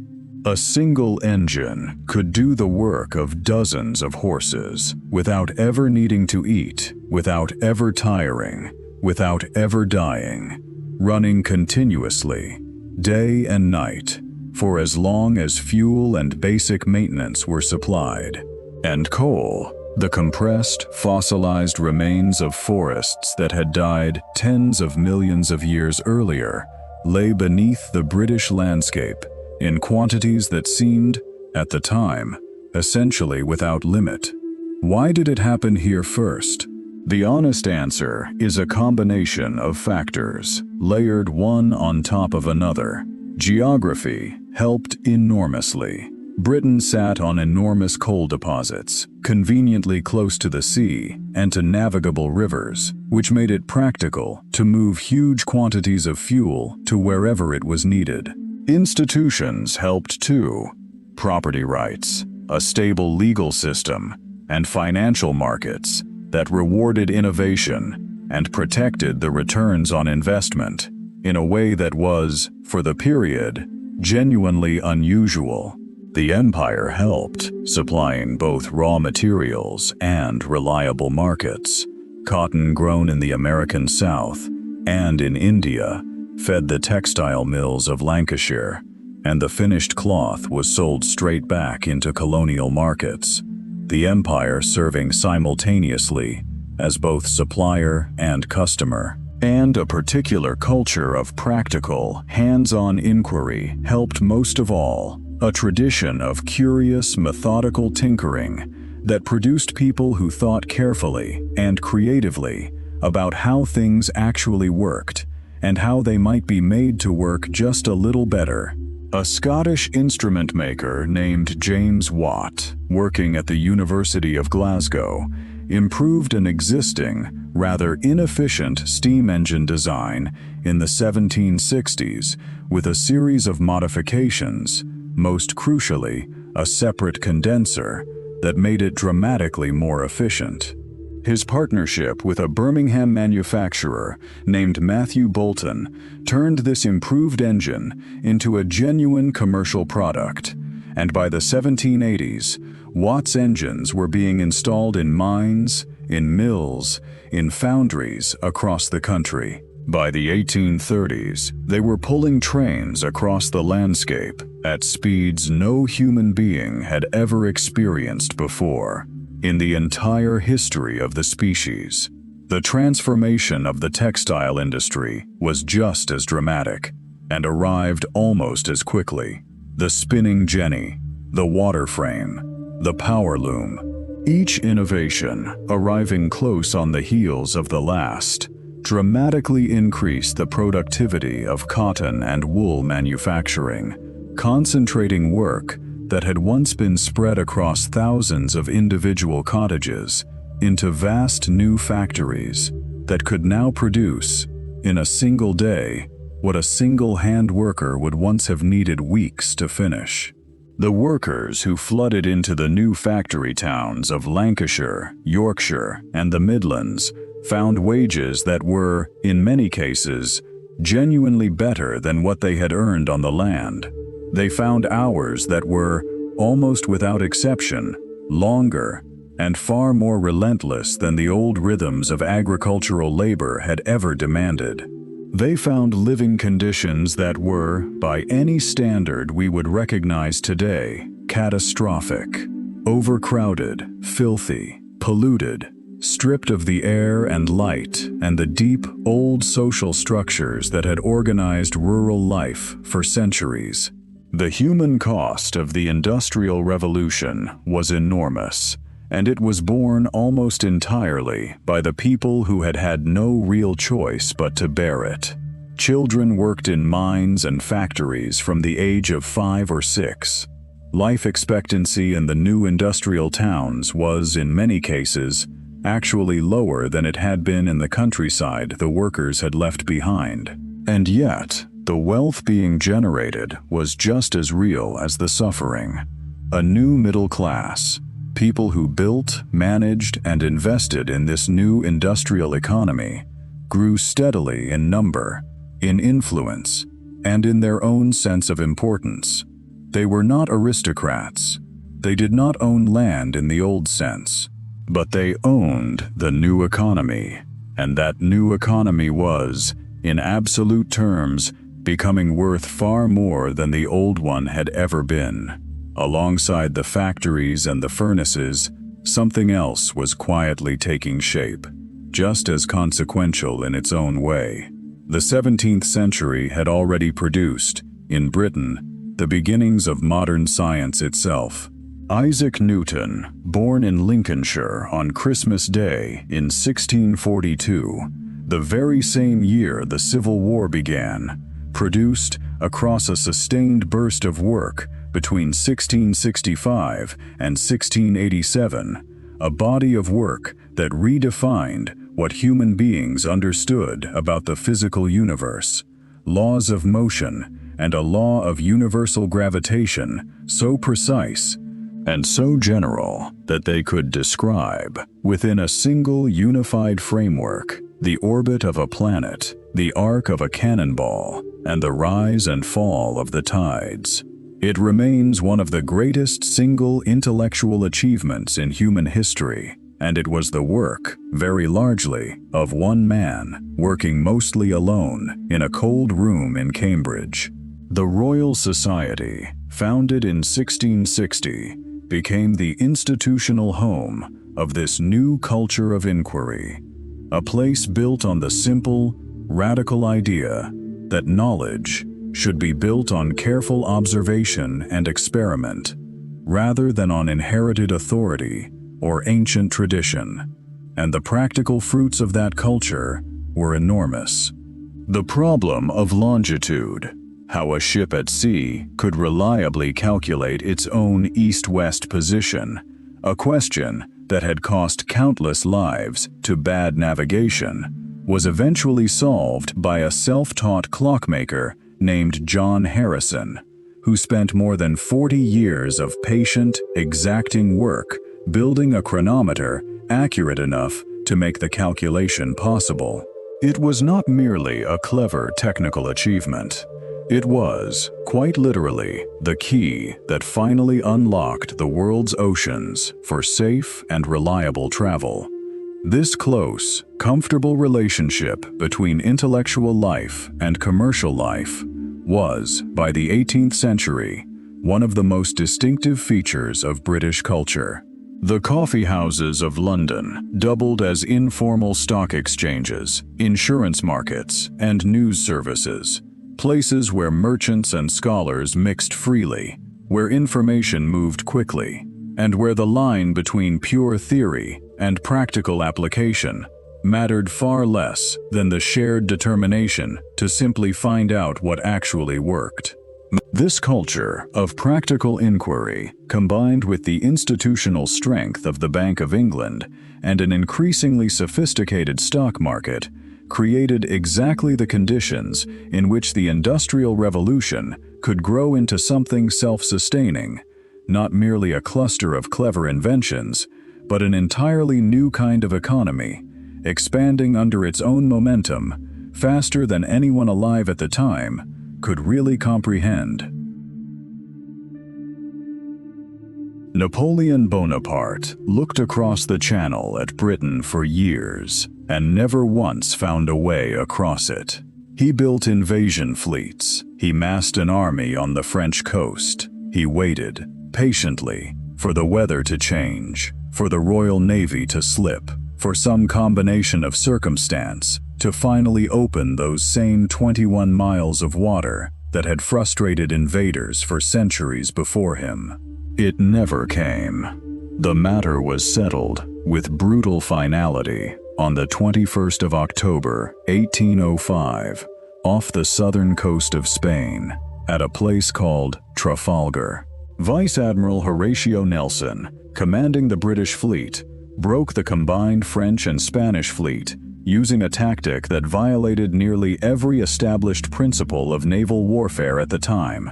Rather than forming a single parallel line and trading broadside fire in the traditional manner, he drove two columns of ships directly into the enemy line at a perpendicular angle, cutting straight through it and creating a close, chaotic melee in which superior British gunnery and seamanship would prove decisive. It worked.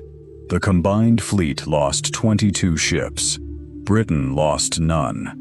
Nelson himself was struck down by a sniper's bullet early in the engagement and died on the deck of his own flagship, knowing, before the end, that the battle had been won. His last recorded words, a quiet, repeated question about whether he had done his duty. He had. Trafalgar did not end the long war with Napoleon, which dragged on for another decade, but it ended, permanently, any real threat of invasion. Britain has not been successfully invaded since 1066, and with its naval supremacy now beyond serious challenge, it could focus on what it did best: funding coalitions, supplying allies, fighting on the margins of the continent, while France slowly exhausted itself against the combined weight of the rest of Europe.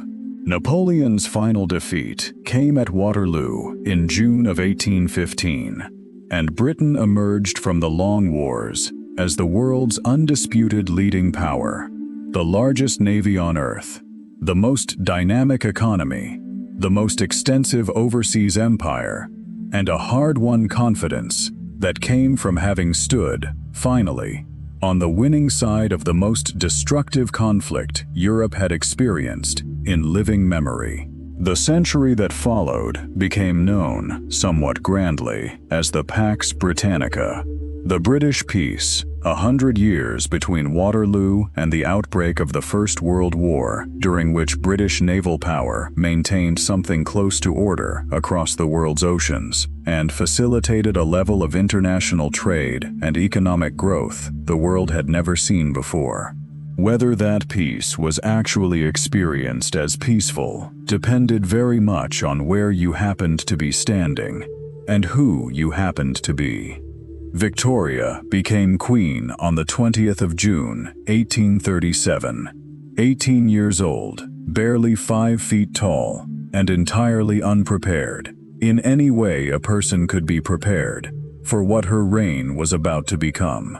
She ruled for 63 years, until 1901, and in that span of time, the world changed more completely than it had in any comparable stretch of the previous 5,000 years of recorded history.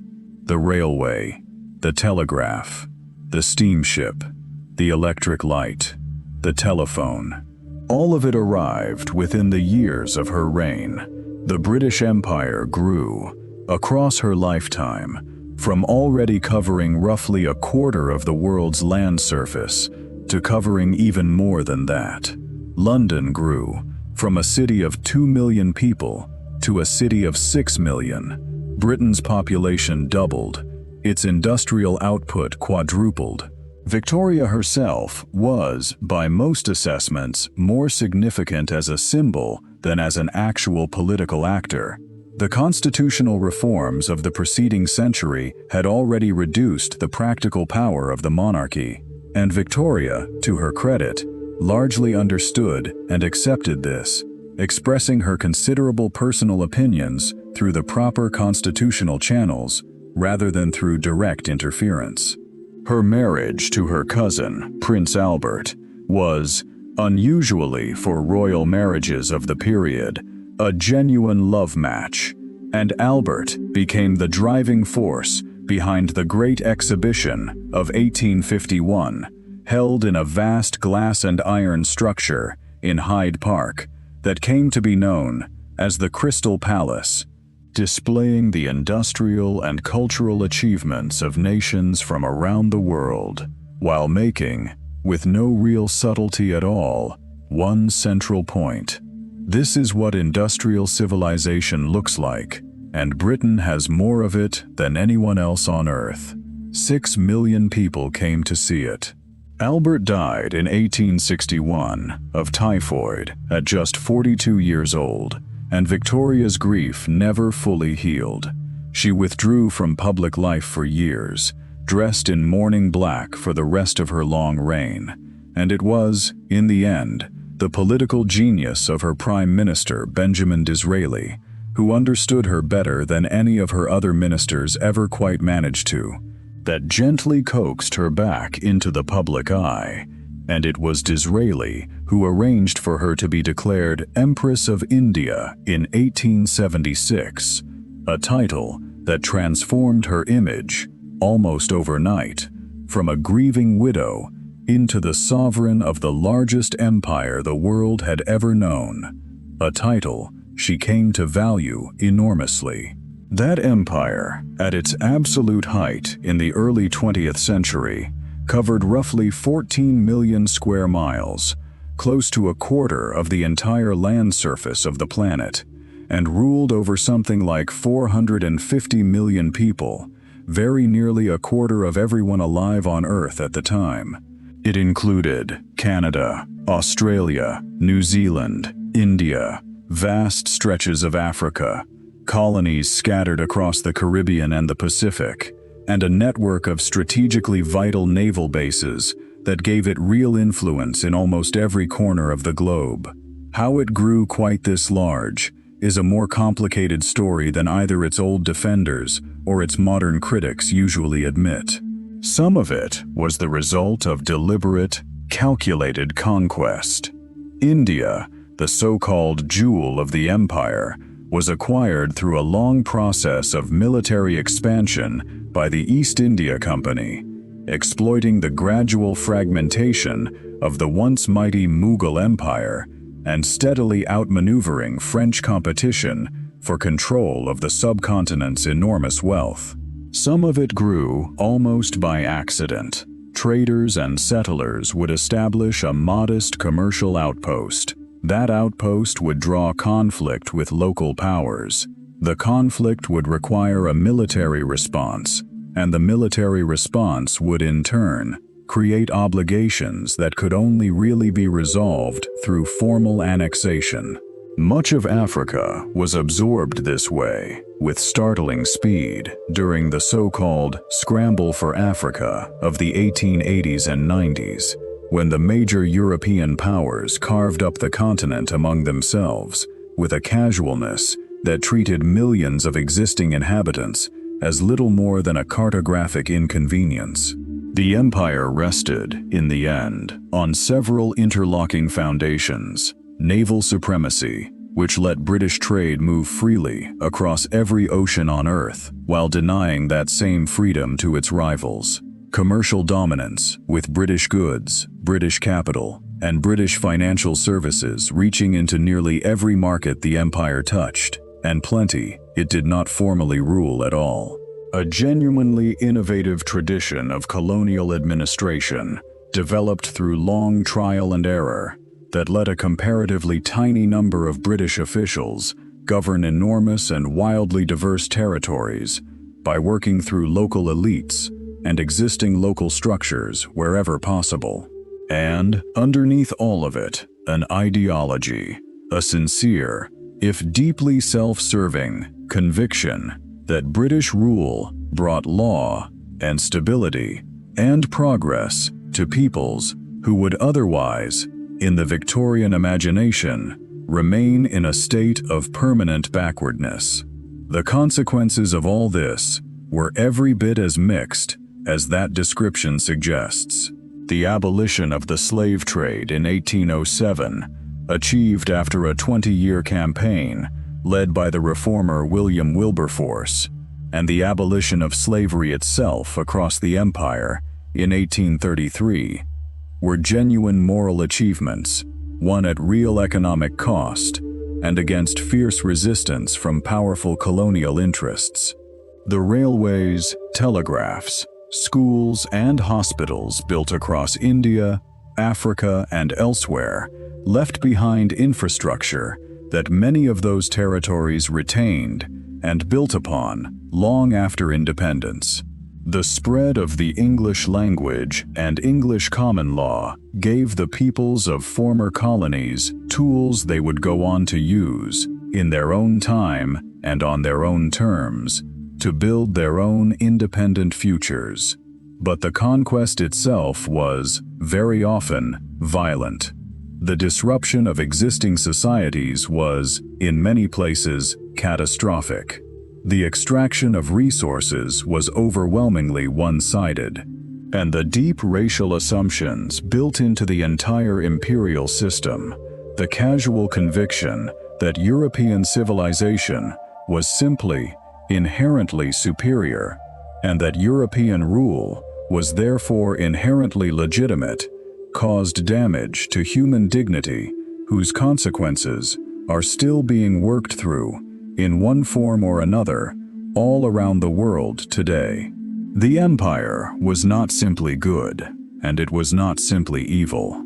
It was, almost everywhere, both at once, inseparably. And which one weighed heavier depended, in the end, entirely on where you happened to be standing when history passed through. The 20th century was, in many ways, the century in which Britain paid for everything that had come before. In August of 1914, the assassination of an Austrian archduke in a city most Britons had never heard of triggered a chain of alliances and mobilizations that pulled the great powers of Europe into the most destructive war the continent had ever experienced. Britain entered the conflict on the 4th of August, when Germany invaded Belgium, a neutrality Britain was treaty-bound to defend. The Foreign Secretary of the day, watching the street lamps being lit outside his window that same evening, is remembered for a single quiet sentence that has echoed ever since. "The lamps are going out all over Europe," he said, "and we shall not see them lit again in our lifetime." The First World War was unlike anything that had come before it. The combination of industrial weaponry, machine guns, heavy artillery, poison gas, tanks, with an outdated tactical doctrine of frontal assault, produced 4 years of slaughter on a scale no previous conflict had ever approached. On a single day in July of 1916, on the banks of a French river called the Somme, the British Army suffered close to 60,000 casualties before the sun had even set. By the time the armistice was finally signed on the 11th of November 1918, more than 700,000 British soldiers had died on the Western Front alone. Britain and its allies had won, but the victory felt, in some essential way, hollow. An entire generation of young men was gone. The national debt had multiplied many times over, and although the empire was, on paper, larger than it had ever been, having absorbed Germany's former colonies, it was visibly, unmistakably strained. The 2 decades that followed were years of confusion and disillusionment, culminating, eventually, in a policy of appeasement toward a resurgent Germany, born not from weakness or naivety alone, but from a generation's deep, hard-won horror at the thought of repeating what it had only just survived. It did not last. In September of 1939, Germany invaded Poland, and Britain declared war once more. Winston Churchill, who had spent most of the previous decade in the political wilderness, warning about the German threat with a persistence that had struck many of his contemporaries as obsessive, even faintly embarrassing, became Prime Minister in May of 1940, at the very moment France was collapsing before the German advance with a speed that left Britain standing entirely alone, facing an enemy that now controlled the entire western coastline of continental Europe. Churchill's response was one of the most extraordinary performances in the entire history of political leadership. He told his own cabinet there would be no negotiated peace, whatever the cost. He went before the House of Commons and offered the country, in his own famous words, nothing but blood, toil, tears, and sweat, and then told them, just as plainly, that the policy was to wage war by sea, land, and air, with all the strength that could be found, and that the aim, in a single word, was victory. Victory at all cost. Victory in spite of all terror, however long and hard the road might prove to be. Because, he said, without victory, there could be no survival at all. The Battle of Britain, fought in the skies over southern England through the late summer of 1940, was won by the narrowest of margins, and the bombing campaign that followed, the Blitz, killed more than 40,000 British civilians and reduced large parts of London and other cities to rubble. Britain endured it, and when the United States entered the war after the attack on Pearl Harbor in December of 1941, the balance of the entire conflict shifted, slowly but irreversibly. The war in Europe ended on the 8th of May, 1945, with Germany's unconditional surrender. Churchill, the man who had led Britain through its darkest hours, was voted out of office just 3 months later. The electorate, exhausted by years of sacrifice, chose instead a Labour government that promised to build something genuinely new out of the ruins. A welfare state, a national health service, full employment, using the very same organizational energy the war itself had proven the country could summon when it had to. The National Health Service opened its doors on the 5th of July, 1948, built on a principle simple to state and extraordinarily difficult to deliver, that medical care should be available to anyone who needed it, free at the point of use, paid for collectively through taxation. And almost as quickly as the welfare state was being built at home, the empire that had funded so much of Britain's 19th century power began, abroad, to come apart. India gained independence in August of 1947 in a partition that divided the subcontinent along religious lines and triggered some of the bloodiest communal violence of the entire 20th century. A tragedy made worse, by the judgment of many historians since, by the speed and the haste with which the British departure was finally carried out. The decades that followed saw the rest of the empire dissolve at a pace that startled even the people overseeing it. Ghana in 1957, Nigeria in 1960. Country after country across Africa and Asia, the map redrawn again and again within the span of a single working lifetime. In 1956, Britain and France attempted one final great imperial gesture, invading Egypt to reverse the nationalization of the Suez Canal. And the United States, with its own interests and its own anti-colonial instincts, simply refused to allow it, forcing both countries into a humiliating withdrawal. It was, for Britain, the unmistakable moment of understanding that it was no longer a superpower in any meaningful sense, and that it would, from then on, have to operate within limits set, very often, by others. What remained, after the empire itself was gone, was its long shadow, the English language, spoken natively or fluently today by well over 1 billion people across every continent on Earth, the common law legal tradition, and the parliamentary institutions Britain had planted, with mixed success, in so many of the territories it once ruled. A voluntary association of former colonies, the Commonwealth, that preserved something of the old relationships without the coercion that had once held them together by force. Britain itself, in the second half of the 20th century, had to figure out, almost from scratch, what it actually was now. A mid-sized European nation carrying an outsized history, a country whose entire identity had been built around a dominance, naval, commercial, cultural, that it simply no longer possessed.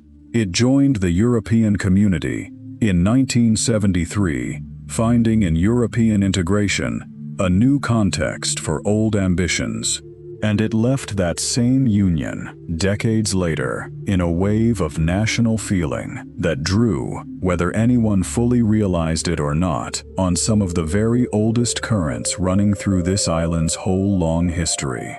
The old sense of separateness, the old memory of standing alone, the old, half-believed conviction that this island's destiny had simply always run differently from the continent's. The reforms that made Britain, in the end, a genuinely functioning democracy, did not arrive easily, or automatically, or from the top down. They were fought for, patiently and often bitterly, across more than a century, by ordinary people organizing themselves into movements that the establishment of their own day frequently dismissed, ridiculed, or simply ignored. The Chartists of the 1830s and 40s gathered petitions signed by millions, demanding the right to vote for working men, the secret ballot, equal electoral districts, and were rejected, again and again, by a parliament that saw no reason to share its power. And yet, reform by reform, across the better part of a century, almost every single one of their original demands was eventually granted.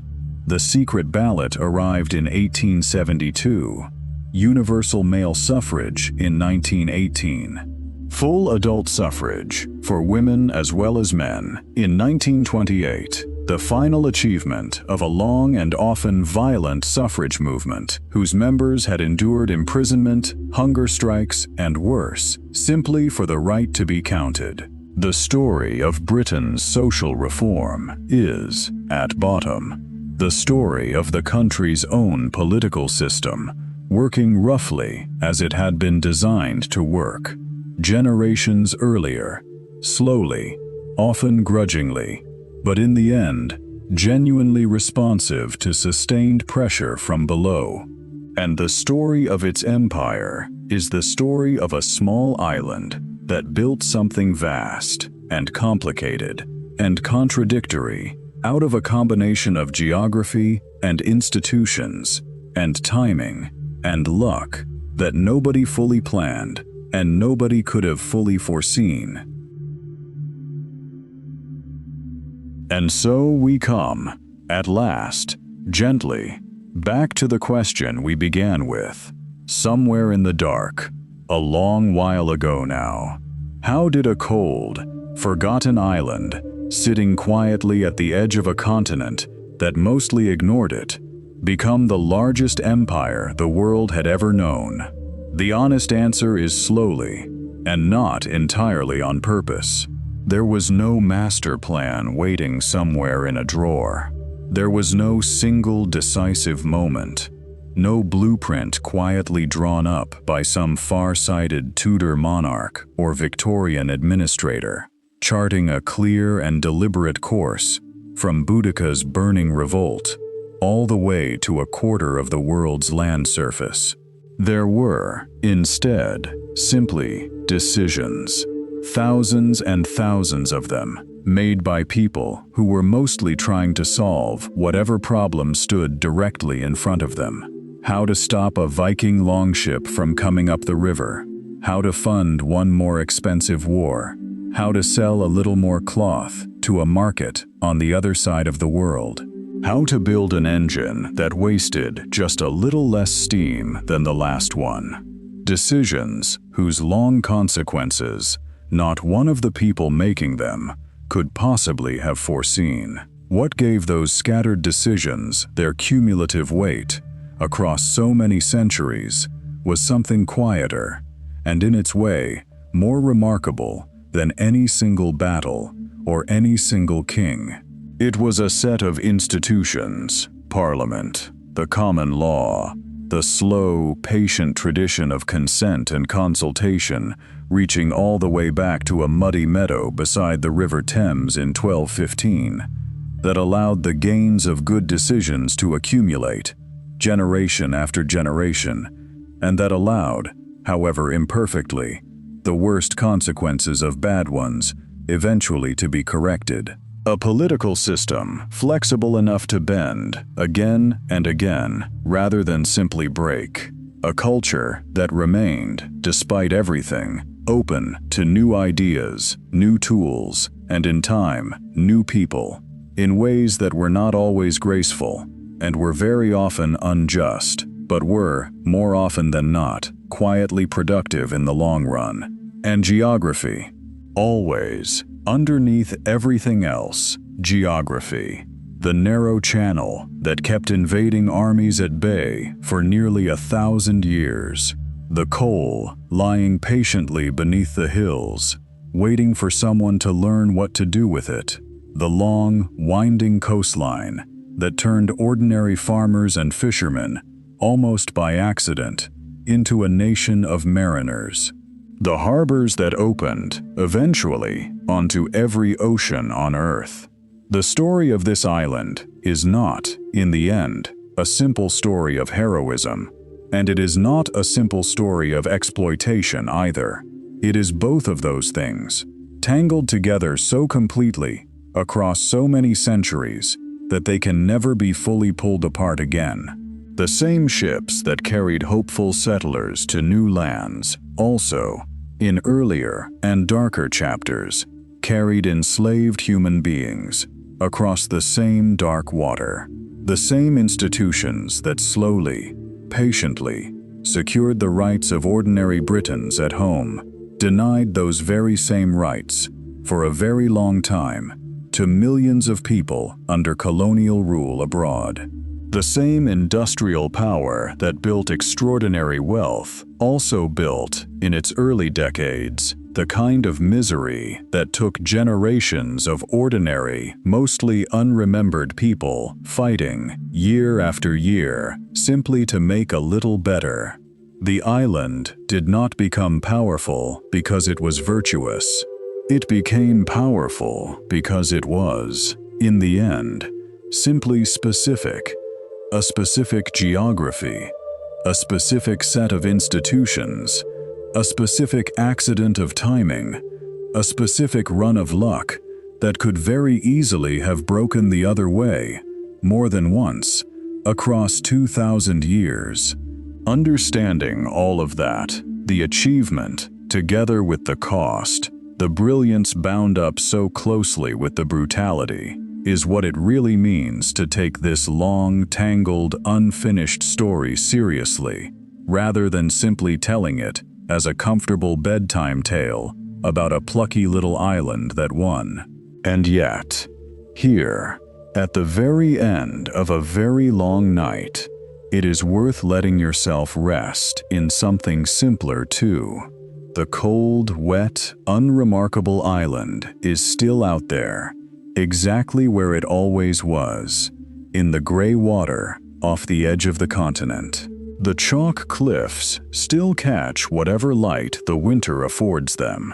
The old Roman roads still run, here and there, beneath quiet modern streets that have no idea what lies just under their surface.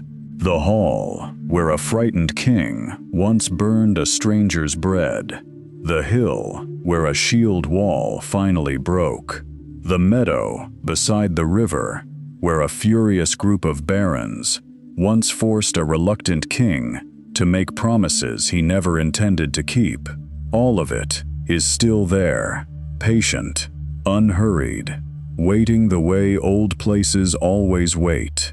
67 million people live there now, in a country that is, by most measures, still among the largest economies on Earth, still home to a language spoken and read and dreamed in by more than 1 billion people who have never once set foot on the island where it began. The lights are still on, however different they may look now from the way they looked at the height of empire. The story, as it always has been, as it always will be, is simply not over yet. Let it rest there with you tonight. No need to remember every name, or every date, or every battle. Just the long, slow, patient shape of it. The cold beginning, the long middle, centered, like everything in this story, on people trying, in their own small and limited ways, to solve the problem directly in front of them, and the quiet, unfinished present we all still happen to be living inside.